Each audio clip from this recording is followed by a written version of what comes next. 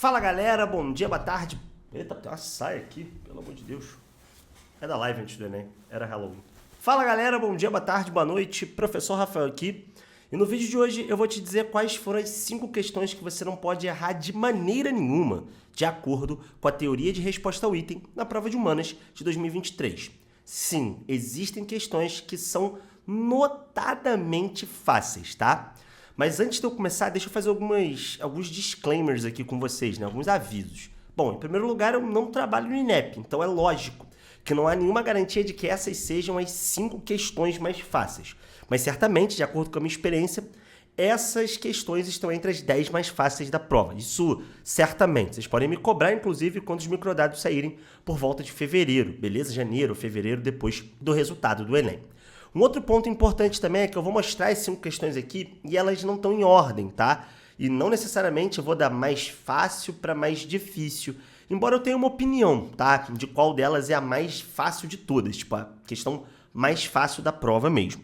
E isso também não significa dizer que, né? Dizer isso, lógico, não significa dizer que se você errou essas questões, ou tipo uma delas, ou 2 delas, você não vai conseguir sua aprovação. Isso só significa que se você acerta muitas questões, tipo umas 40, 38, 39, tua coerência não vai ser tão boa assim, beleza? Então assim, o importante é que você entenda que todas essas questões têm um ponto em comum. Ah, Rafael, por que elas são questões fáceis? Cara, porque elas exigem habilidades muito rudimentares. Na verdade, essas questões elas poderiam ser resolvidas por pessoas que sequer tinham domínio da matriz de referência ou mesmo sequer tinham feito o cursinho. São questões que a gente chama daquele nicho de 10, 15 questões de humanas no Enem que são mais interpretativas e que você faz com um pouquinho de bom senso e um pouquinho de vocabulário. Então, quando eu falo aqui do método IHP, né, você faz essas questões só com o I desse método, que é uma boa leitura e uma boa interpretação. O I do método IHP é de interpretação. E eu vou mostrar isso para vocês aqui e vou falar um pouquinho, né, sobre as habilidades também, que elas estão encaixadas, mas lógico, né, muito fáceis, inclusive, essas questões. Você nem precisava de um conhecimento tão profundo sobre essas habilidades, tá? Vou te levar aqui pro meu PC, vem comigo. Bom, peço desculpa aqui pela qualidade da questão, lógico, quando eu estou gravando aqui, esse vídeo é domingo à noite, a prova do Enem não foi liberada, né, pelo INEP e nem por ninguém, então eu estou com os prints aí que estão circulando pelo WhatsApp. Então, assim, não vai ser a qualidade de milhões, né, mas você vai conseguir entender qual é a questão. E um outro ponto é que os prints são do caderno rosa. Como a prova agora é colorida, você pode ver aqui em cima, não tem grande problema. A quinta questão, para mim, que é a mais fácil da prova, é uma questão que é um clássico, sobre mobilizações sociais. Existe uma habilidade na matriz de referência do Enem que fala sobre como a atuação de alguns grupos sociais contribuíram para mudanças sociais, ou seja, como alguns grupos mobilizados promovem mudanças sociais. Nesse sentido, essa questão 53 aqui, que fala sobre a criação do MASP, né, que foi projetado por uma mulher, a Lina Bobardi, né, ela trabalha essa habilidade. Só que ela é uma questão que é muito tranquila, porque se você lê o texto base aqui, você vai ver de cara que se fala, né, de uma desvalorização da mulher, da profissional que projetou o MASP, que é uma obra de arquitetura bastante suntuosa. Sendo assim, e o próprio texto explica que ela é uma obra de arte muito suntuosa. E aí no comando a questão facilita muito, porque ele vai pedir aqui, né, as transformações pelas quais passaram as sociedades ocidentais e que possibilitaram o reconhecimento recente do trabalho da arquiteta mencionado no texto, foram resultado das mobilizações sociais pela... Então, que tipo de mobilização social vai levar essa arquiteta a ser reconhecida? Aqui você precisava dominar simplesmente um dos conceitos mais básicos do Enem, que cai em todo ano, que é um padrão do Enem, que é o conceito de gênero. E ter um domínio, uma ampliação vocabular, que a gente trabalha muito no nosso método IHP, né? Por isso que os alunos do plano macetaram essa questão aqui, que é se conhecer o significado da palavra equidade. Equidade significa igualdade de condições. Então a ideia era de que essas mobilizações sociais promoveram igualdade, uma busca por igualdade de condições, né, entre os diferentes gêneros, então, entre homens e mulheres. Nesse caso aqui o gabarito é letra A. E se você não conseguiu acertar essa questão, cara, eu tenho uma notícia para você. Isso não é culpa sua, tá? A prova do Enem, ela não é conteudista. E essa questão está mostrando isso aqui para você logo de cara. ela é uma prova que mede habilidades e competências. E se você não domina essas habilidades e competências, se você não sabe o que é a matriz de referência do Enem, você nunca vai dominar esse padrão de prova. Se você se deu mal em humanas, ou se você fez o Enem como treineiro, ou se você é os dois, né, se deu mal em humanas e fez o Enem como treineiro, eu tenho um convite para te fazer. A gente está encerrando o meu produto, o Plano do Gabarito. Ele não vai mais ser comercializado a partir de dezembro de 2023. Por isso eu quero te dar uma última oportunidade de você entrar no Plano do Gabarito. Mas não só no Plano do Gabarito, para te ensinar o método IHP, também no Nitro, que é o nosso curso sobre a matriz de referência, em que a gente ensina da perspectiva das diferentes disciplinas, história, geografia, filosofia e também a sociologia, as 30 habilidades da matriz de referência de uma maneira prática e bem mão na massa. Nessa Black Friday, os 2 cursos vão estar pelo preço de um.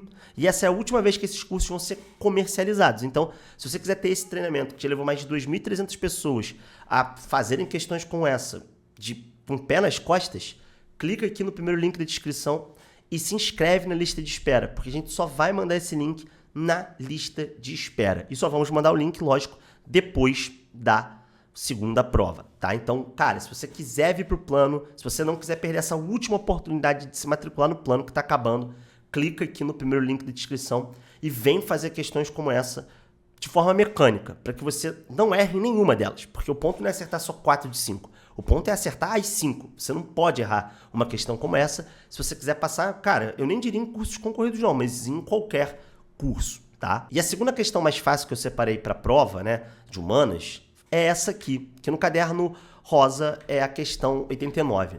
Ela é um padrão bastante curioso da prova de humanas do Enem, porque é um padrão sobre violência de gênero. Cara, violência de gênero aparece muito, mas muito, mas muito no Enem. Cada vez mais em humanas, inclusive, a gente tem tido a presença das questões das mulheres e de questões de gênero, como a gente mostrou lá na questão do MASP.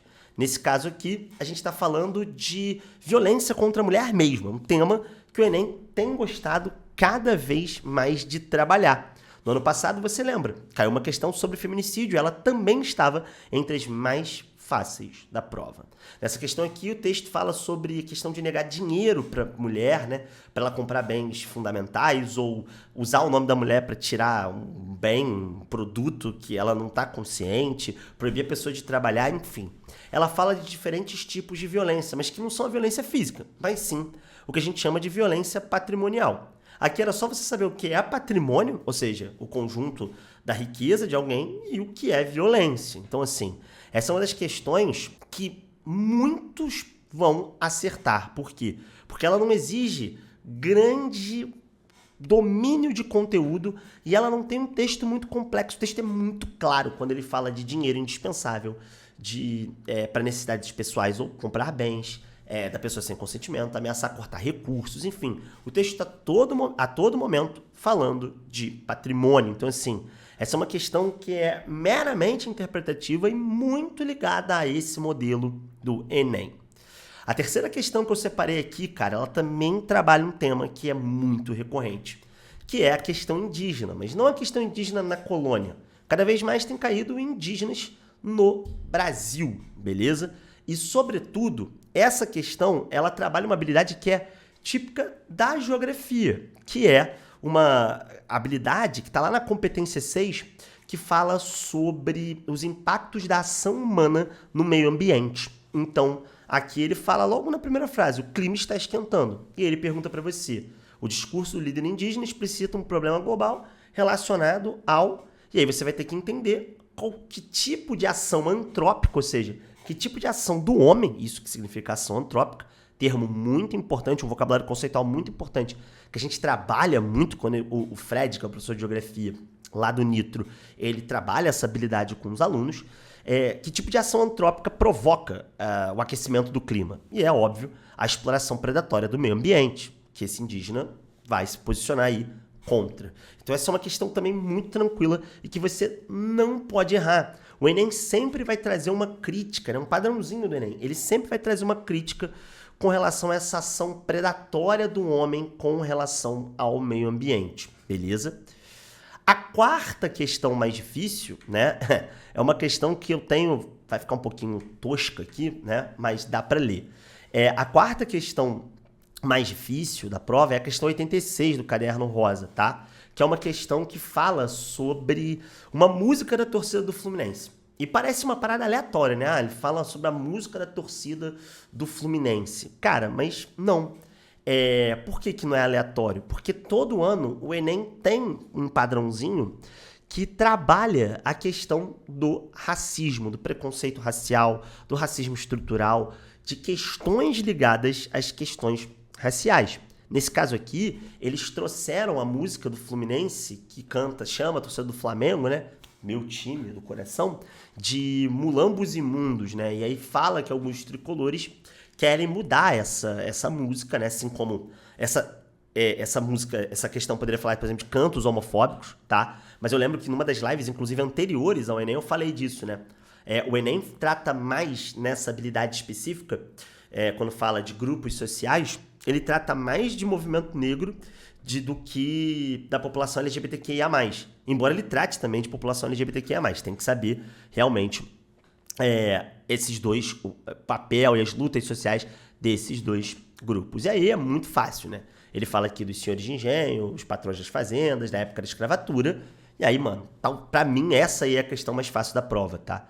Quando você for analisar a TRI, né, ela vai estar em primeiro lugar, ela vai estar valendo 350, tá? Então essa aqui não poderia errar mesmo, porque ela vai render muitos pontos para você.